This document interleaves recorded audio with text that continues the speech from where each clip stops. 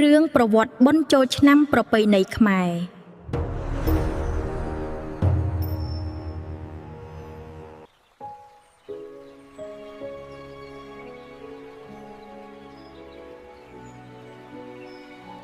កាលពីព្រេងនាយមានស្រុកភូមិមួយដ៏សម្បូរសប្បាយអ្នកស្រុកនៅទីនោះរស់នៅយ៉ាងសុខសាន្តនៅទីនោះមានកុមារម្នាក់ឈ្មោះធម្មបាលកុមារគាត់មានប្រាជ្ញាឆ្លៀសវៃខ្លាំងណាស់ចេះចប់គម្ពីរតាំងពីអាយុ7ឆ្នាំ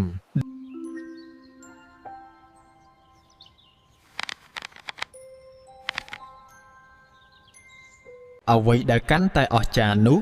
គឺគាត់អាចស្ដាប់ភាសាសត្វបានគ្រប់ប្រភេទ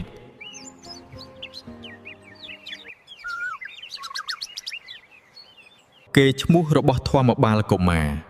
បានឮទៅដល់កបិលមហាព្រហ្មនៅឯឋានសួគ៌ទ្រង់មានការងឿងឆ្ងល់និងចង់លបងប្រាជ្ញាកុមារនេះភ្លាមនោះកបិលមហាព្រហ្មក៏បានយាងចុះពីឋានសួគ៌មកជួបធម្មបាលកុមារព្រះអង្គចង់សួរប្រស្នាដ៏លំបាកមួយដើម្បីលបងប្រាជ្ញានិងភ្នាល់ជាមួយធម្មបាលកុមារយើងមកនេះដើម្បីសួរប្រស្នាឯង3ខតើឯងអាចដោះស្រាយប្រស្នាទាំងនោះបានទេធម្មបាលត្រៀមខ្លួនជាស្រេចក្នុងការឆ្លើយតបនឹងប្រស្នាទាំង3ខនោះការភ្នាល់នេះធំធេងណាស់បើអ្នកឆ្លើយត្រូវយើងនឹងកាត់ព្រះសិរសាថ្វាយតែបើអ្នកឆ្លើយខុសអ្នកត្រូវតែកាត់ក្បាលខ្លួនឯងថ្វាយយើងវិញនេះគឺជាប្រស្នាទាំង3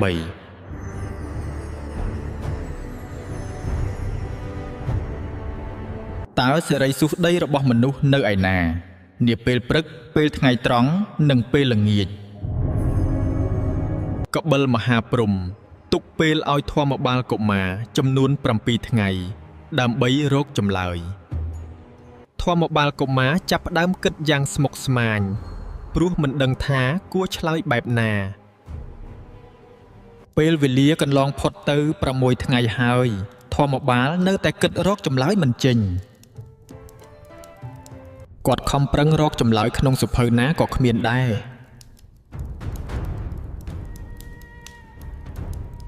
ដោយគិតថាខ្លួនច្បាស់ជាស្លាប់ដោយសាររកចម្លើយមិនបាន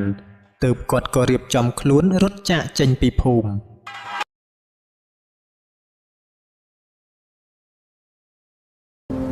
គាត់មិនចង់ឲ្យអ្នកភូមិឃើញគាត់ស្លាប់នោះទេគាត់បានដើរចូលទៅក្នុងព្រៃជ្រៅយ៉ាងកំសត់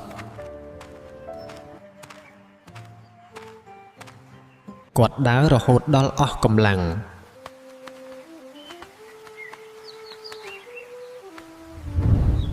ដោយសារតែហត់ខ្លាំងពេកគាត់ក៏សម្រាកដេកនៅក្រោមដើមត្នោតមួយគូនៅចំកណ្ដាលព្រៃ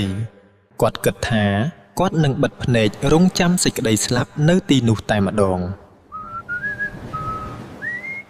ចៃដន្យអីនៅលើចុងត្នោតនោះមានសត្វឥន្ទ្រីញីឈ្មោលមួយគូមកទុំនៅទីនោះពួកវាកំពុងនិយាយគ្នាអំពីប្រស្នាដែលកបិលមហាព្រហ្មបានភ្នាល់ជាមួយធម្មបាលកុមារតើបងដឹងទេថ្ងៃស្អែកយើងមានអ្វីនឹងបានធ្វើជាអាហារទៅឥន្ទ្រីឈ្មោលគិតបន្តិចរួចហើយក៏ឆ្លើយតបទៅឥន្ទ្រីញីវិញថាថ្ងៃស្អែកយើងនឹងបានស៊ីសាច់ធម្មបាលកុមារហើយព្រោះគេមិនអាចដោះប្រស្នារបស់កបិលមហាព្រហ្មចេញនោះទេគេនឹងត្រូវកាត់ក្បាលហើយចំពេលនោះធម្មបាលកុមារដែលនៅក្រោមដើមត្នោតបានស្ដាប់ឮការសន្ទនារបស់ឥន្ទ្រីទាំងពីរគេបានប្រុងត្រចៀកស្ដាប់យ៉ាងយកចិត្តទុកដាក់តើប្រស្នានោះជាអ្វីទៅហេតុអ្វីបានជាធម្មបាលកុមារមិនអាចដោះស្រាយបានយ៉ាងដូចនេះប្រស្នានោះគឺយ៉ាងដូចនេះតើសិរីសួស្តីរបស់មនុស្សនៅឯណានាពេលព្រឹកពេលថ្ងៃត្រង់និងពេលល្ងាចតើប្រស្នានោះជាអ្វីទៅតើប្រស្នានោះត្រូវឆ្លើយយ៉ាងម៉េចពេលព្រឹកសិរីសួស្តីស្ថិតនៅមុខទើបមនុស្សត្រូវលុបមុខហើយពេលថ្ងៃត្រង់សិរីស្ថិតនៅទ្រូងទើបមនុស្សត្រូវយកទឹកលាបទ្រូងឬងូតទឹក នឹងនៅឯពេលល្ងាចសេរីស្ថិតនៅជើងទើបមនុស្សត្រូវលាងជើងមុនចូលគេងធម្មបាលត្រេកអរយ៉ាងខ្លាំងគាត់សើចយ៉ាងរីករាយរួចហើយលោតទះដៃអបអរសាទរគាត់បានកត់ត្រាចម្លើយទុកក្នុងចិត្តគាត់មានអារម្មណ៍រំភើបនិងរីករាយជាខ្លាំងគាត់ប្រញាប់រត់ត្រឡប់ទៅជួបកបិលមហាព្រំវិញយ៉ាងលឿនថ្ងៃទី7បានមកដល់ជាថ្ងៃណាត់ជួបរបស់កបិលមហាព្រំនិងធម្មបាលកុមារនៅថ្ងៃទី7កបិលមហាព្រំបានយាងមកទាមទារចម្លើយពីធម្មបាលកុមារធម្មបាលកុមារប្រឈមមុខជាមួយកបិលមហាព្រំទាំងញញឹមដោយភាពជឿជាក់ធម្មបាលកុមារបានរៀបរាប់ចម្លើយទាំង3យ៉ាងក្បោះក្បាយនិងត្រឹមត្រូវកបិលមហាព្រំភ្ញាក់ផ្អើលនឹងចម្លើយរបស់ធម្មបាលកុមារយ៉ាងខ្លាំងព្រោះមិននឹកស្មានថាអាចឆ្លើយបាននោះទេដោយសារធម្មបាលកុមារឆ្លើយត្រូវកបិលមហាព្រំត្រូវតែរក្សាសន្យាទ្រង់ត្រូវកាត់ព្រះសិរសាខ្លួនឯងតាមការសន្យាភ្នាល់ប៉ុន្តែក្បាលរបស់ទ្រង់មានមហិទ្ធិឫទ្ធិខ្លាំងណាស់បើធ្លាក់ដល់ដីនឹងឆេះលោកីហិនហោចបើទម្លាក់ទឹកនឹងរីងស្លាប់អស់ទាំងជីវិតក្នុងទឹកនិងលើគោក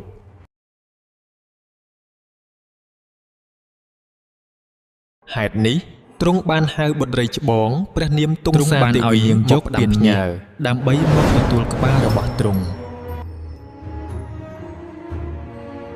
ទុងសាទេវីយកពានមាសមកទទួលព្រះសិរសាបិតាដោយក្តីសោកសៅនាងបានធ្វើតាមបណ្ដាំរបស់កបិលមហាព្រំយ៉ាងខ្ជាប់ខ្ជួន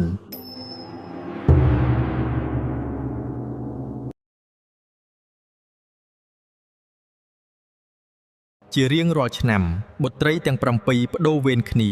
ដង្ហែព្រះសិរសាប្រទក្សិណជុំវិញភ្នំព្រះសុមេរុនេះហើយជាដើមកំណើតនៃពិធីបុណ្យចូលឆ្នាំខ្មែរនិងទេវតាឆ្នាំថ្មី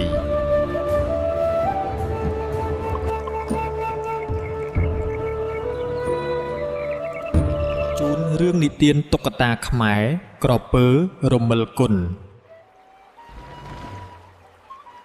កាលពីព្រេងនាយនៅរដូវប្រាំងមួយ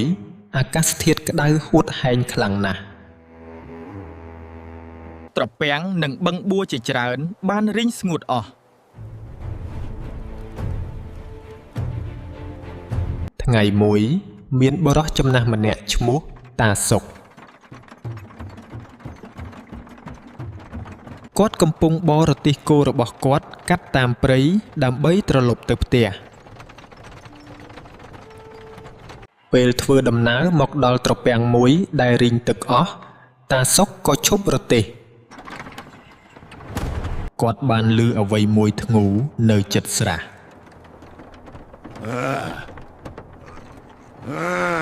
អោព្រះអើយមានក្រពើដ៏ធំមួយកំពុងជាប់ផុងក្នុងភក់វាជិតស្លាប់ដោយសារអត់ទឹកទៅហើយ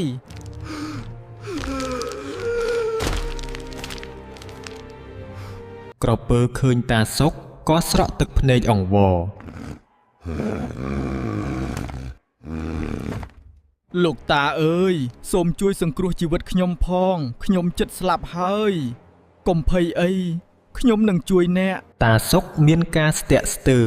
ព្រោះក្រពើជាសត្វកាចសាហាវបើលោកតាជួយខ្ញុំសន្យាមិនស៊ីលោកតាទេខ្ញុំនឹងដឹងគុណអស់មួយជីវិតដោយក្តីអាណិតអាសូរតាសុកក៏យល់ព្រមជួយសង្គ្រោះក្រពើនោះគាត់ជាមនុស្សចិត្តបុណ្យមិនដាច់ចិត្តទុកឲ្យសត្វស្លាប់នោះទេគាត់បានយកខ្សែមកចងមាត់នឹងខ្លួនក្រពើយ៉ាងជាប់ដើម្បីងាយស្រួលលើក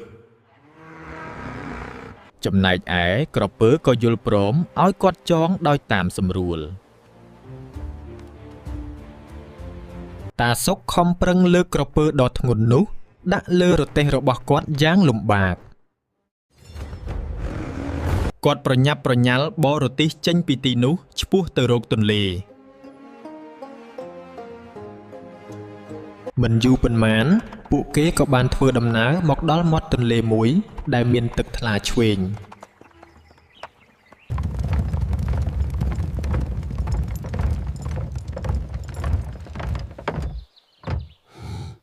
តាសុកសប្បាយចិត្តណាស់ដែលបានជួយសង្គ្រោះជីវិតសត្វនេះ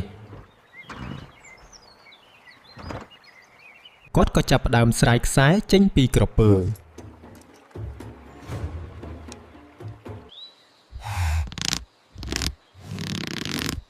ពេលស្រាយខ្សែរួចរាល់ក្រពើមានកម្លាំងឡើងវិញភ្លាម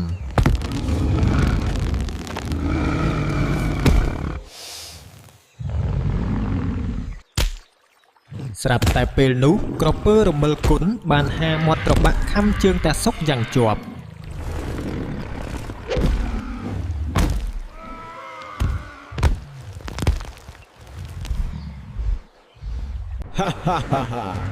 លោកតាខ្ញុំឃ្លានណាស់ខ្ញុំត្រូវតែស៊ីលោកតាជាអាហាររបស់ខ្ញុំសិនហើយ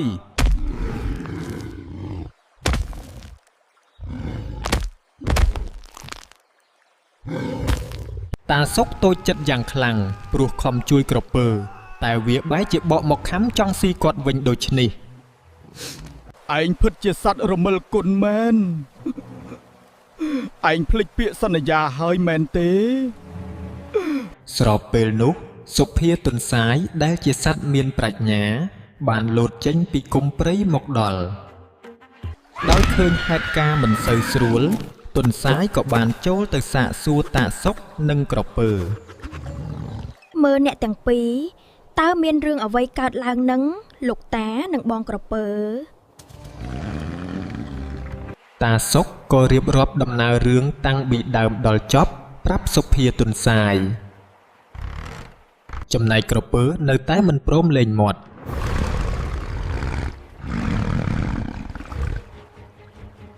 ក្រោយពីស្ដាប់ចប់សុភាទន្សាយស្រាប់តែសើចឡើងយ៉ាងខ្លាំង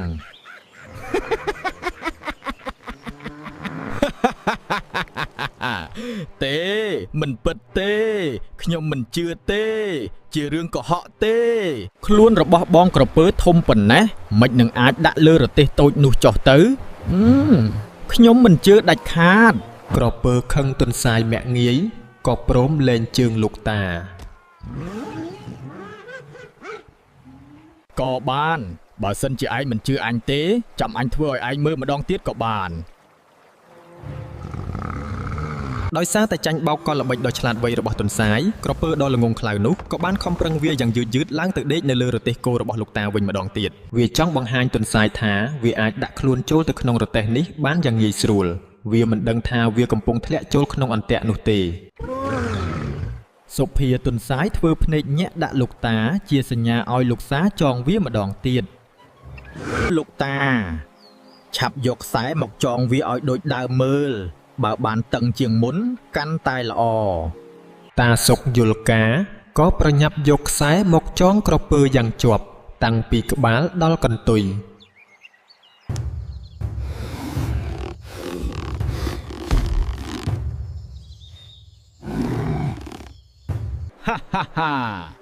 ឥឡូវឯងចាញ់បោកអញហើយអាក្រពើរមិលគុណលោកតាដឹកវាត្រឡប់ទៅទម្លាក់ចោលនៅកន្លែងចាស់វិញទៅគុំអាណិតសัตว์ដែលមិនស្គាល់គុណគេឲ្យសោះតាសុកក៏ដឹកក្រពើទៅទម្លាក់ចោលក្នុងត្រពាំងរីងស្ងួតនោះវិញមែនទើបគាត់ត្រឡប់ទៅផ្ទះដោយសុវត្ថិភាព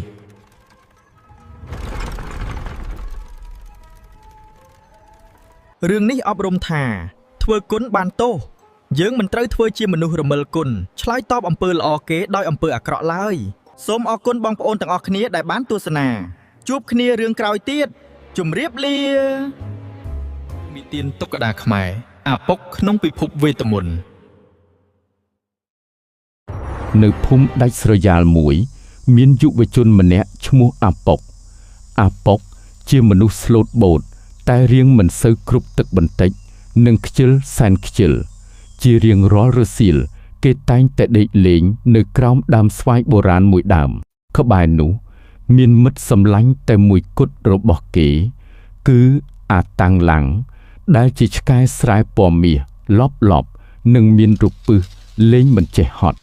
ថ្ងៃនេះក៏ដូចថ្ងៃរាល់ដងអាតាំងឡាំងព្យាយាមដាស់ម្ចាស់របស់វាឲ្យលេងជាមួយដោយការលិតមុខយ៉ាងសស្រាក់សស្រាំដោយសារអាពុកមិនព្រមងើបអាតាំងឡាំងក៏ដើរហិតចុះឡើងព្រំពេជ្រនោះច្រមុះដល់ពូកែរបស់វាហិតដឹងក្លិនអ្វីប្លែកម្យ៉ាងចេញពីដីក្បែរឬដើមស្វាយវាចាប់ផ្ដើមកាយដីយ៉ាងខ្លាំងហុយធូលីទ្រលំពេញអាកាសដោយសង្ឃឹមថានឹងជួបបរុនកណ្ដុរឬឆ្អឹងស៊ុបដែលវាលាក់ទុកដៀងក្រញាំរបស់អាតាំងឡាំងប៉ះនឹងអ្វីម្យ៉ាងដែលរឹងភ្លាមនោះពន្លឺវេទមន្តពណ៌ខៀវដ៏ខ្លាំងរស្មីចែងចាំងជះចេញពីរន្ធដីនោះធ្វើឲ្យផ្ទៃមេឃដ៏ស្រទុំប្រែជាភ្លឺដូចថ្ងៃត្រង់អាពុកភ្ញាក់ឡើងទាំងស្លន់ស្លោយកដៃបាំងភ្នែកស្មានតែមេឃរលំឬមានគេមកដុតផ្ទះដោយភាពចង់ដឹងចង់ឃើញទាំងមនុស្សទាំងឆ្កែបានលូនទៅអើតមើលក្នុងរន្ធស្រាប់តែដីបាក់ធ្វើឲ្យពួកគេទាំងពីររអិលជើងធ្លាក់ចូលទៅក្នុងរូងវេទមន្តនោះវាដូចជាផ្លូវរូងក្រោមដីដ៏វែងអន្លាយដែលពេញដោយផ្កាយហោះនិងឧបករណ៍ណូតតន្ត្រីខ្មែរដូចជារនាតគងស្គរវល់ជុំវិញខ្លួនពួកគេអាពុកស្រែកយ៉ាងខ្លាំងឯអាតាំងឡាំងព្រុសវោទាំងភាពសប្បាយចិត្តលាយឡំភ័យខ្លាចទីបំផុតពួកគេបានធ្លាក់មកផ្ទៃខាងក្រោមនៃរូងប៉ុន្តែវាមិនឈឺទេព្រោះពួកគេបានធ្លាក់មកទៅលើស្រទាប់ផ្កាឈូកដែលអណ្ដែតនៅក្នុងស្រះទឹកដ៏ថ្លាយ៉ងនិងមានពន្លឺព្រិលផ្កាឈូកនោះយឺតដូចកៅស៊ូធ្វើឲ្យពួកគេលោតឡើងចុះដូចលោតលេងលើពងខ្យល់អាពុកងើបឈរហាមាត់ធំសម្លឹងមើលទៅមុខទីនេះមិនមែនជាភូមិរបស់គេទេវាគឺជាពិភពអភិនិហាដែលមានកោះដីអណ្ដែតលើមេឃដូចដុំពពកនៅលើកោះទាំងនោះមានប្រាសាទថ្មបុរាណសង់យ៉ាងស្កឹមស្កៃហើយមានទឹកធ្លាក់ហូរចុះមកកាត់ពពកស្អាតដូចគំនូរស្រាប់តែមានសំឡេងហ៊ីហ៊ីឮមកពីចម្ងាយសត្វជ្រូកមួយមានក្បាលធំពណ៌ផ្កាឈូកគួរឲ្យស្រឡាញ់តែមានស្លាបហោះដូចបក្សីតូចនៅខ្នងហោះតម្រង់មកពីមុខពួកគេអ្វីដែលប្លែកគឺជ្រូកនោះពាក់ក្រមាក្រឡាការ៉ូពណ៌ក្រហមនៅកដូចអាពុកដែរវាធ្វើមុខក្រញើសម្លឹងមើលអ្នកចំណូលថ្មីទាំងពីរដោយមិនពេញចិត្តមិនទាន់ទាំងបានសួរនាំផងជ្រូកហោះនោះក៏ស្ទុះមកយ៉ាងលឿនសម្ដៅទៅអាតាំងឡាំងដោយភាពរហ័សរហួនវាក៏ឆក់យកកូនមាន់ជ័រដែលជាប្រដាប់ក្មេងលេងសំណប់ចិត្តតែមួយគត់របស់អាតាំងឡាំងចេញពីមាត់ឆ្កែបាត់ទៅអាតាំងឡាំងដែលកំពុងស្ងាត់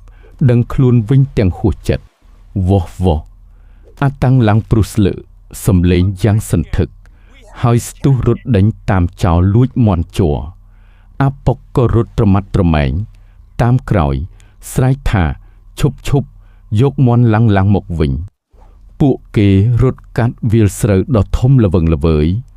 ដែលដើមស្រូវនីមួយបញ្ចេញពន្លឺពណ៌ខៀវស្រងាត់ជ្រូកហោះនោះឆ្លាតណាស់វាហោះទៀបនាំផ្លូវទៅរកតំបន់វាលភក់ដោយមិនប្រយ័ត្នអាពុកក៏ជន់រអិលភក់វេទមន្តពណ៌ស្វាយរអិលដួលបាសជើងដេកអុកគូតផាំងឯអាតាំងឡាំងឈប់ងាកមកមើលម្ចាស់វាទាំងមុខឆ្ងល់នៅក្បែរនោះឮសំឡេងសើចក្អាកក្អាយហាក្មេងល្ងង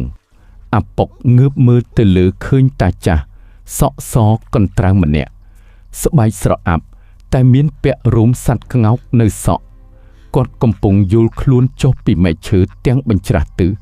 សើចចំអកឲ្យភាពធ្លាក់ភក់របស់អាពុកគាត់គឺជាតាក្នោកគ្រូមុនអាគមដ៏លប់ប្រចាំតំបន់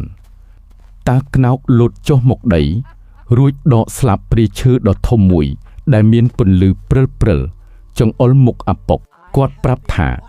ជ្រូកដែលលួចមាន់ជ័រនោះគឺជាមេកន្ទ្រៀងជ្រូកហោះ វាចូលចិត្តលួចរបស់លេងគេដើម្បីយកទៅលាក់បើចង់បានមកវិញនឹងចង់រកផ្លូវទៅផ្ទះត្រូវតែទៅយកមាន់ជ័រនោះមកវិញពីប្រាសាទរបស់វាឲ្យបានឃើញអាពុកធ្វើមុខភ័យខ្លាចតាខ្នោក៏អាណិតគាត់ក៏ហុចស្លាបព្រាដួសសម្លរវេទមន្តរបស់គាត់ឲ្យអាពុកគាត់ប្រាប់ថានេះជាអាវុធដ៏មានអំណាចប្រើវាដោយប្រាជ្ញាមិនមែនកម្លាំងទេអាពុកទទួលយកស្លាបព្រាទាំងមុខស្ទាក់ស្ទើរដើម្បីទៅដល់ប្រាសាទពួកគេត្រូវដើរឆ្លងស្ពានមួយតែវាមិនមែនជាស្ពានឈើទេវាគឺជាស្ពានដែលធ្វើពីសរសៃមាយៈពណ៌លឿងដែលពុតពេននិងយឺតចុះឡើងដូចកៅស៊ូអាពុកដើរទាំងញ័រជើងឯអាតាំងឡាំងដើរផងខំស៊ីស្ពានផងធ្វើឲ្យស្ពានកាន់តែចង់ដាច់ទីបំផុតពួកគេបានមកដល់ទីស្នាក់ការរបស់មេកន្ទ្រាញជ្រូកហោះវាគឺជាប្រាសាទដ៏ធំមួយដែលមិនមែនសង់ពីថ្មទេតែសង់ឡើងពីឆ្នាំងខ្ទះនិងវែកសម្លយក្សរាប់ពាន់ត្រួតលើគ្នាចែងចាំងក្រោមពន្លឺវេទមន្តប្រាសាទនេះមានយាមកាមយ៉ាងតឹងរឹងឆ្មាំយាមទ្វារគឺជាសត្វមាន់យក្សមានមុខកាចសាហាវនិងកាន់វែកឆាជាអាវុធអាពុកនិងអាតាំងឡាំងត្រូវដើរថ្នមកាត់មាន់យក្សទាំងនោះដែលកំពុងដេកលក់និងស្រមុកសំឡេងដូចឡានទឹកនៅខាងក្នុងសាលធំមេកន្ទ្រាញជ្រូកហោះកំពុងអង្គុយយ៉ាងលយលើបលឡាំងដែលធ្វើពីឪលឹកយក្សវាខំលេងកូនមាន់ជ័ររបស់អាតាំងឡាំងធ្វើឲ្យមានសំឡេងងឺតយ៉ាងសប្បាយចិត្តឃើញប្រដាប់លេងសំណប់របស់ខ្លួននៅក្នុងមាត់ជ្រូកអាតាំងឡាំងទ្រាំលែងបាន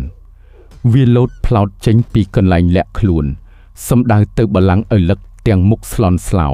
និងហួសចិត្តជាទីបំផុតជ្រូកហោះភ្ញាក់ព្រឺតលែងមាន់ជ័រចុះពីមាត់រួចស្រែកហៅកងទ័ពហ៊ីហ៊ីរំពេចនោះមាន់យក្សទាំងឡាយដែលកំពុងដេកលក់បានភ្ញាក់ឡើងយ៉ាងលឿនហើយឡោមព័ទ្ធអាពុកនិងអាតាំងឡាំងជុំចិត្តទាំងមុខខឹងសម្បាក្នុងស្ថានភាពអាសន្នអាពុកនឹកឃើញស្លាបព្រាវេទមន្តគេលើកវាឡើងខ្ពស់ស្រាប់តែស្លាបព្រាចាប់ផ្ដើមវិលហើយបញ្ចេញពន្លឺពណ៌មាសយ៉ាងខ្លាំងក្លាចាំងភ្នែកឆ្មាំមាន់យក្សទាំងអស់អាពុកគ្រវីស្លាបព្រាជុំវិញខ្លួនដៀងពន្លឺពណ៌មាសប៉ះនឹងមាន់យក្សអភិនិហាបានកើតឡើងមាន់យក្សដ៏កាចសាហាវស្រាប់តែคล้ายទៅជាផ្លែល្ហុងទុំដ៏ធំមានជើងតូចហើយចាប់ផ្ដើមរាំក្រវីគូតយ៉ាងកំប្លែងឆ្លៀតឱកាសដែលជ្រូកហោះកំពុងស្រឡាំងកាំងមើលផ្លែល្ហុងរាំអាតាំងឡាំងក៏ស្ទុះទៅខំយកមាន់ជ័ររបស់វាមកវិញបានសម្រេចវាក្រវីកន្ទុយញាប់ស្មិញលោតចុះឡើងដោយក្តីរំភើបឃើញបាត់ប្រដាប់លេងមេកន្ទ្រាញជ្រូកហោះក៏លែងលយទៀតហើយវាចុះពីបល្ល័ង្កអង្គុយលើដីយំទួញសោកដូចក្មេងតូចបាត់ស្ករគ្រាប់ទឹកភ្នែកហូរចុះមកដូចទឹកជំនន់វាគ្មានអ្វីលេងទៀតទេអាពុកឃើញជ្រូកយំក៏អាណិតគេដឹងថាភាពក្លាហានពិតប្រាកដកើតចេញពីសេចក្តីស្រឡាញ់មិនមែនវេទមន្តទេគេក៏យកស្លាបព្រាដួសសម្លរវេទមន្តរបស់តាក្ងោកដែលនៅតែមានពន្លឺព្រិលនោះហុចឲ្យទៅជ្រូកហោះដើម្បីធ្វើជាប្រដាប់លេងថ្មីជ្រូកហោះឈប់យំភ្លាមហើយញញឹមយ៉ាងរីករាយរំពេចនោះតាក្នោកលេចមុខមកវិញដោយភាពសប្បាយចិត្តគាត់សរសើរចិត្តមេត្តារបស់អាពុកគាត់គ្រវីដៃស្លឹកស្វាយជាច្រើនសន្លឹកវិលជុំវិញខ្លួនស្រាប់តែប្រែជាទ្វារវេទមន្តពណ៌ខៀវស្រងាត់មួយដែលនាំទៅរកពិភពដើមវិញតាក្ងោកជំរុញឲ្យពួកគេប្រញាប់ត្រឡប់ទៅផ្ទះវីវអាពុកភ្ញាក់ព្រឺតឡើងឃើញខ្លួនឯងដេកក្រោមដើមស្វាយបុរាណដដែលល្ងាចដ៏សែនខ្ជិលច្រអូសនៅតែដូចដើមគេញីភ្នែកហួសចិត្តអូយយល់សពអីក៏យូរម្លេះក្បែរនោះអាតាំងឡាំងកំពុងដេកស្រមុកហូរទឹកមាត់តិចអាពុកប្រុងនឹងងើបដើរចេញស្រាប់តែភ្នែកគេក្រឡេកទៅឃើញអ្វីម្យ៉ាងនៅក្បែរជើងរបស់អាតាំងឡាំងគឺកូនមាន់ជ័រដែលធ្លាប់តែចាស់សឹក ស្រាប់តែមានបញ្ចេញពន្លឺពណ៌ខៀវព្រិលៗយ៉ាងវេទមន្តអាពុកញញឹមអោបឆ្កែសំណប់ចិត្តរបស់គេ ប្រហែលជាការផ្សងព្រេងពិតប្រាកដមិនទាន់ចប់ទេ